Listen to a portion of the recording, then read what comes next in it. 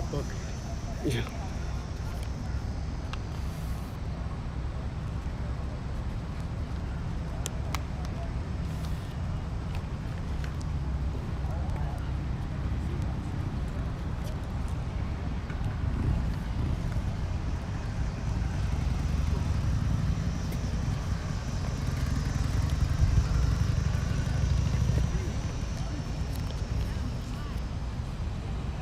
The praying. Oh, that's good. That'll help.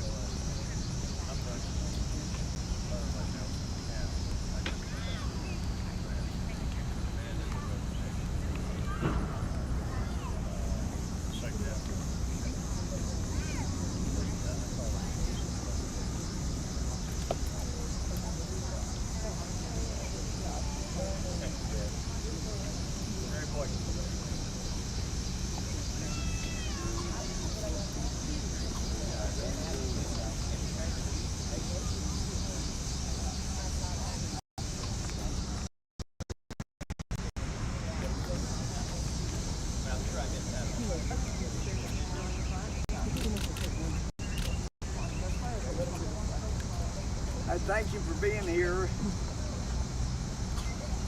It was back in early October of 2000, the greatest, most successful in American history, special ops that were embedded with allies in Afghanistan, at that time called the Northern Alliance. And these were tribal groups in Afghanistan that hated the Taliban. They didn't see them as indigenous to Afghanistan. They were mainly from Pakistan. And they were tyrants.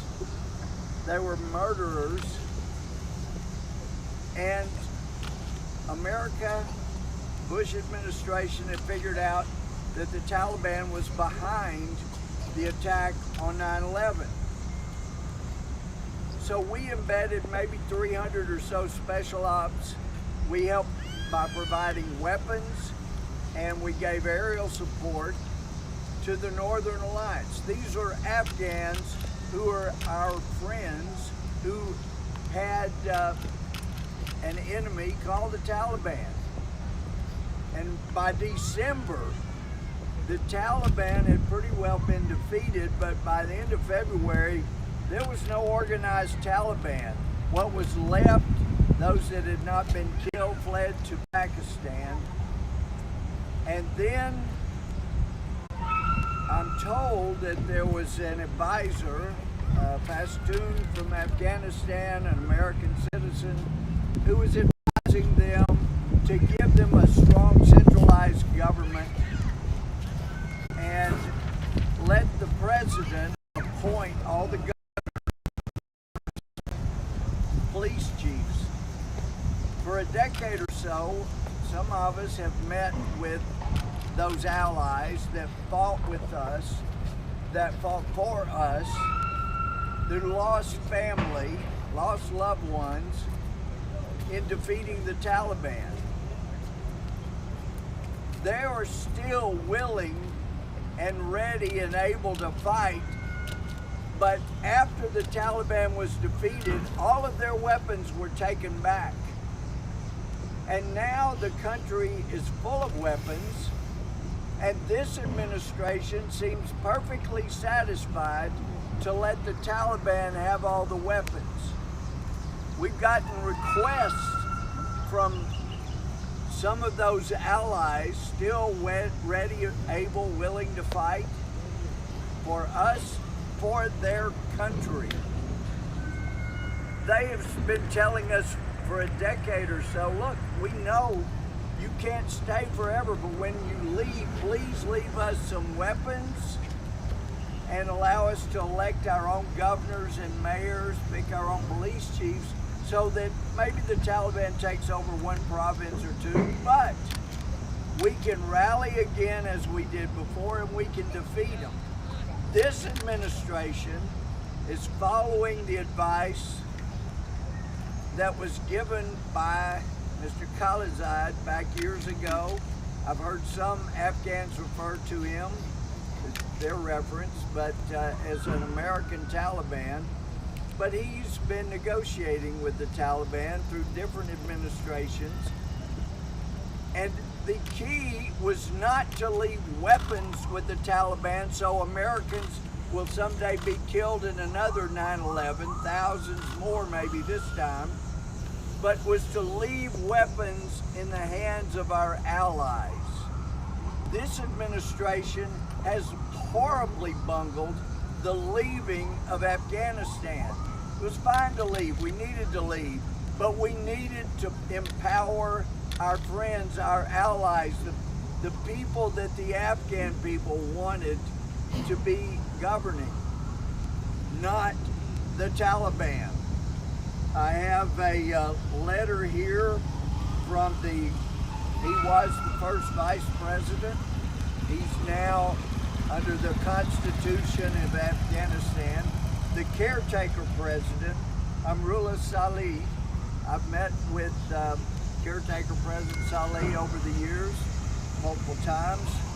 Here's what the message he has for America.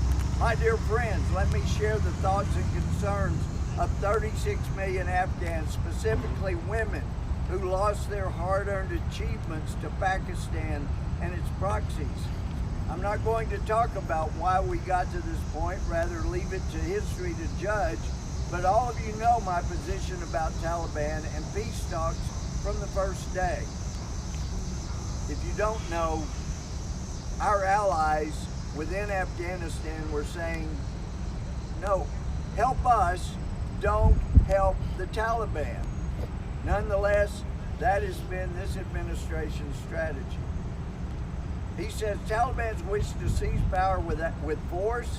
They impose themselves on people of Afghanistan, and their act of change, which is managed by Pakistan, is a facade. They house arrested Afghan leaders in Kabul and trying to get internal legitimacy through political intimidation. If the Taliban are the reality of Afghanistan, do not look at Kabul airport, but talk to any Afghan. They will tell you that they want to leave the country and they're not going to work with them.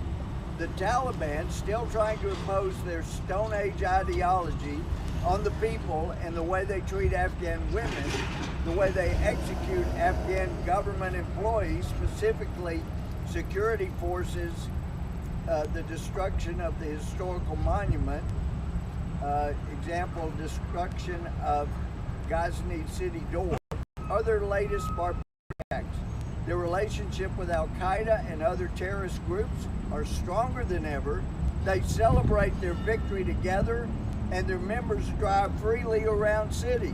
The only visible difference between 2001 and 2021 Taliban is that they are more extreme, portray hatred in international media, and use the platform to promote extremism and show support for all other Islamic terrorist organizations and extremists. Together with Ahmad Massoud and leaders and commanders of resistance in Panjshir, we present the last front of our Afghan and Western credibility, representing 36 million Afghans who are living once again under the tyranny and Islamic dictatorship.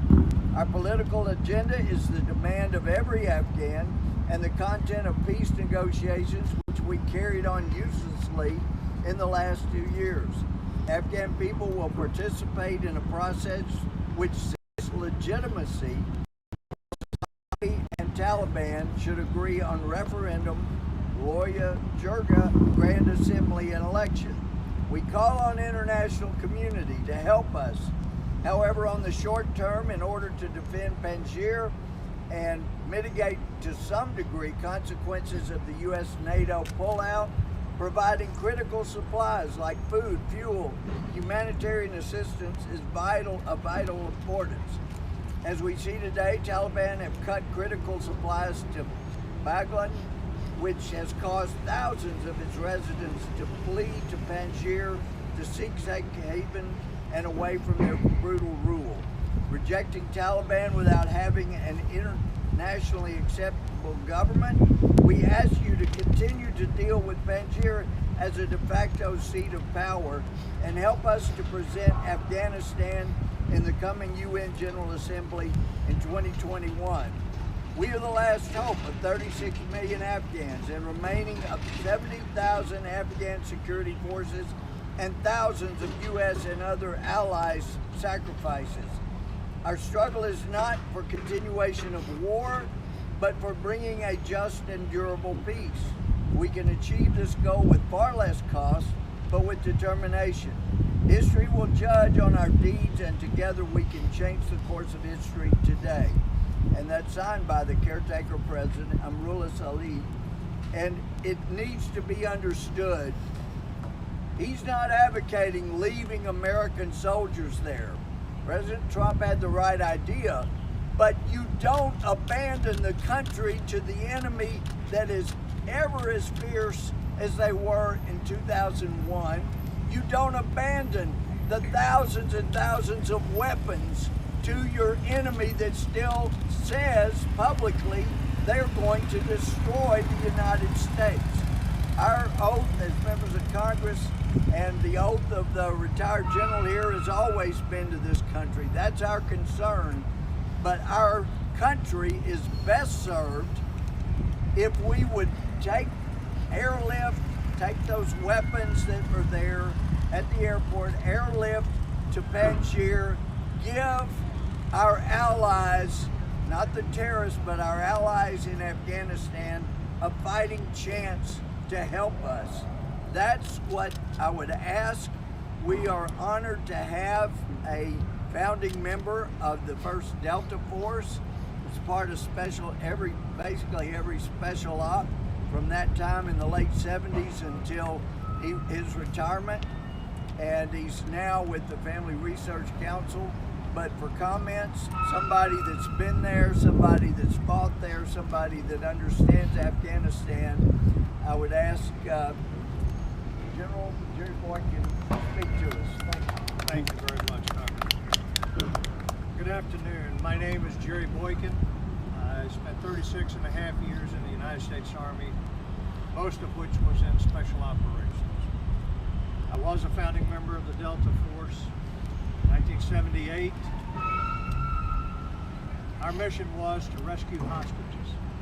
Our mission was basically to do what's needed today in Afghanistan. 2 years later, we ran an operation in Iran to rescue 52 American hostages. That operation failed. As a result of that and the study that followed it, SEAL Team 6 was created with the same mission, to rescue hostages. The same thing that's needed in Afghanistan today. And then 2003, Donald Rumsfeld was the Secretary of Defense. He directed the Marine Corps to create a Marine Special Operations Command, MARSOC, with the same mission, to rescue hostages. We have capabilities to do what's needed to do today.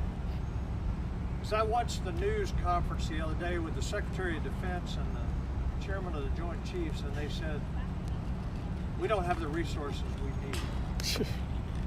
And I'm left wondering, do you have any influence with the President? You should. You're supposed to. Your mission, by statute, is to provide the best military advice to the Commander-in-Chief. You don't command anything, but you provide advice to the Commander-in-Chief. And if you provided him with the advice that you needed to get these forces rounded up and boots on the ground in Afghanistan, ready to do exactly what's needed today, you couldn't convince him of that, I'm not sure that you're effective as a Secretary of Defense or Chairman of the Joint Chiefs. You should be in there pounding on his desk, because that's what is needed.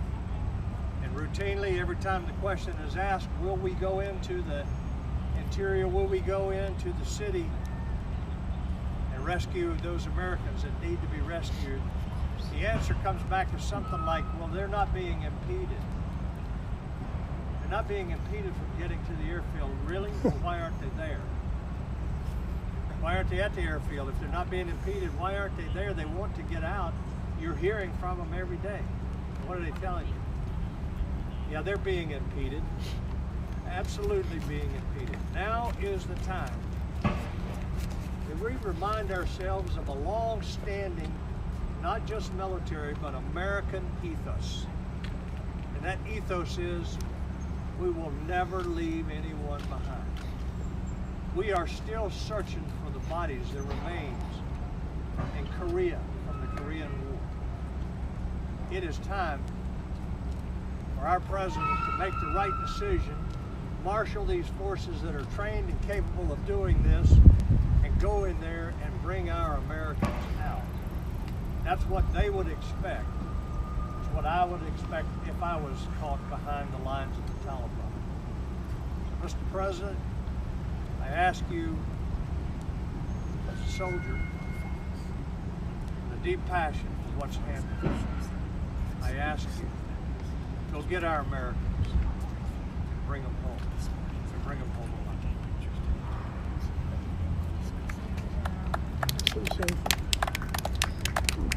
Well, I'm Randy Weber of Texas, and I want to thank Louie for organizing this and General Boykin for his comments. I couldn't agree more.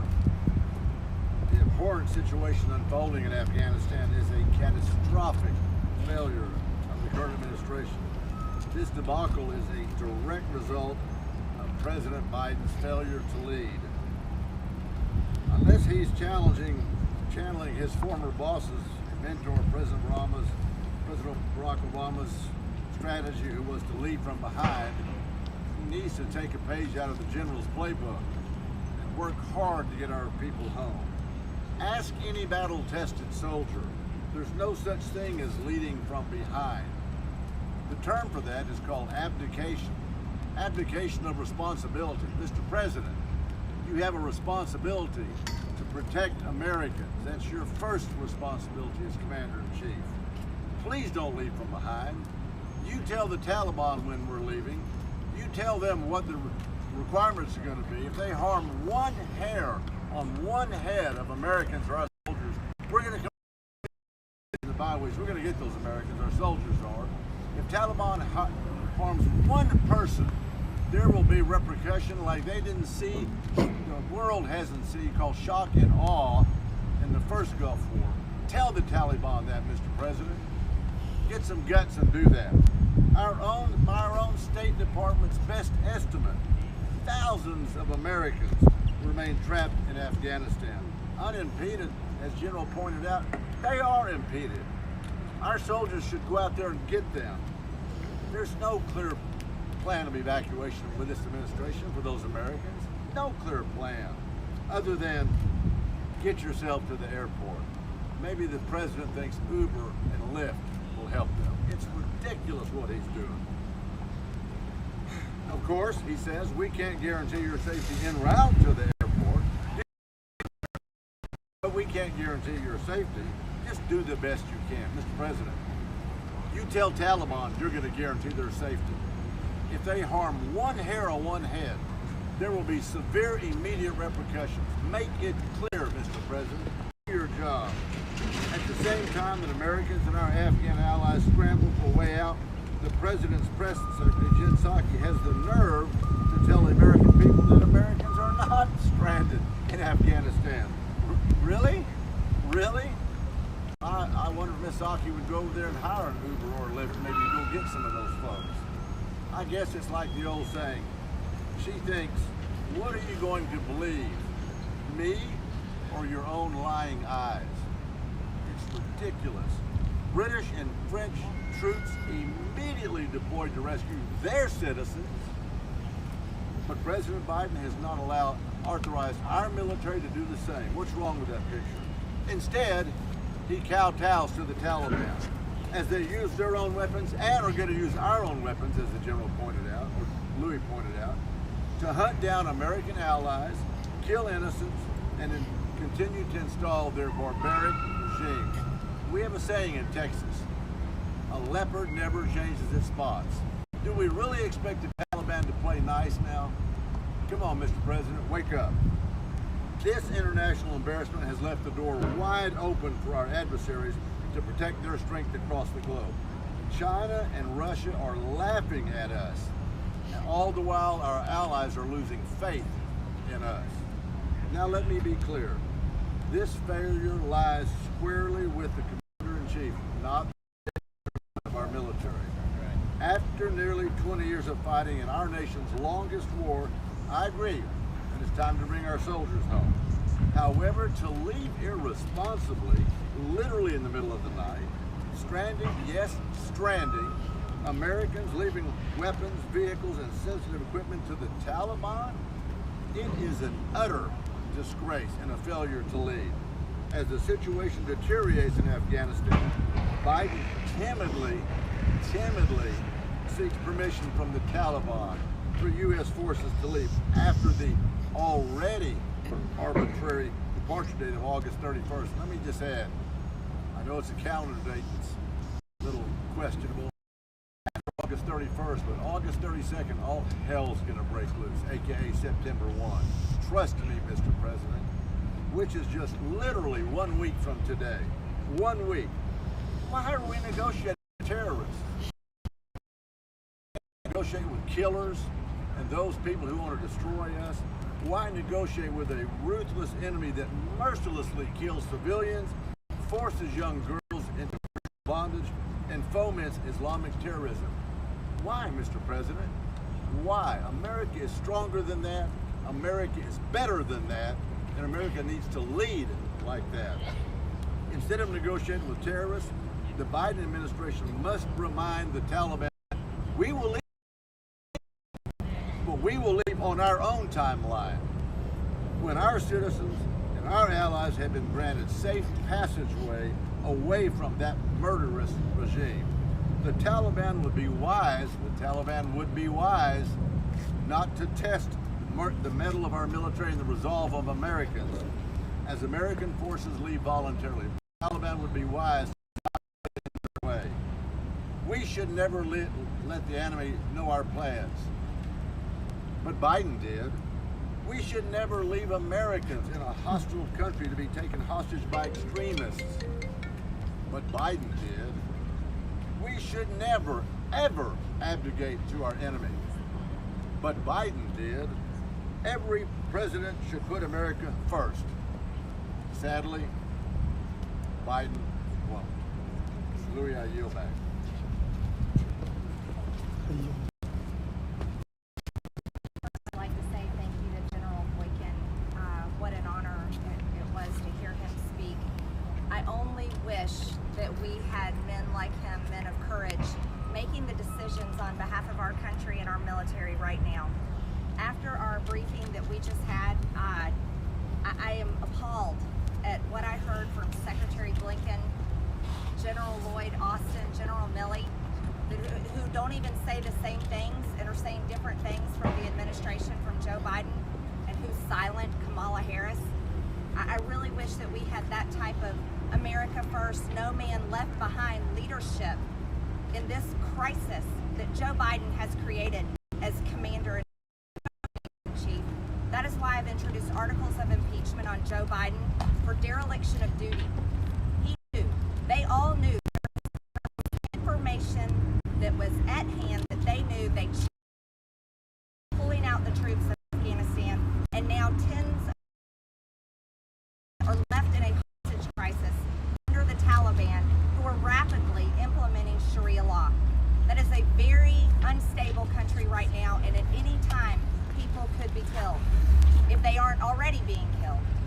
Now here's what you have to do as members of the press. It is your duty to ask for information.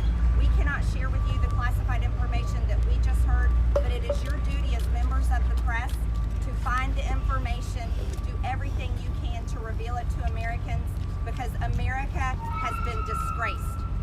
I feel so sorry. My heart bleeds for the members of the military who have been dishonored this way.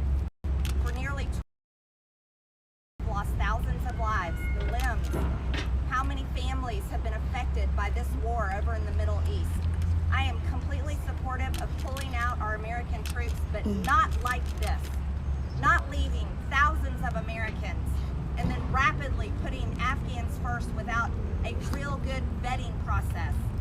This is a tremendous crisis that many of us will pay for, and we will be talking about for a very long time. Shame on the Biden administration. Shame on those in charge that did this to our country, that did this to America, that did this to our military and Americans who are trapped in Afghanistan. How many checkpoints does the Taliban have for Americans to try to get through, to get to the Kabul airport? Ask those questions. Ask what ISIS is doing there. Ask those questions. Do you think they're going to be fair to Americans after the 31st, the deadline when American troops are supposed to be out? I don't think we can trust the Taliban. Are they going to be kind to women? No, they're not going to be kind to women.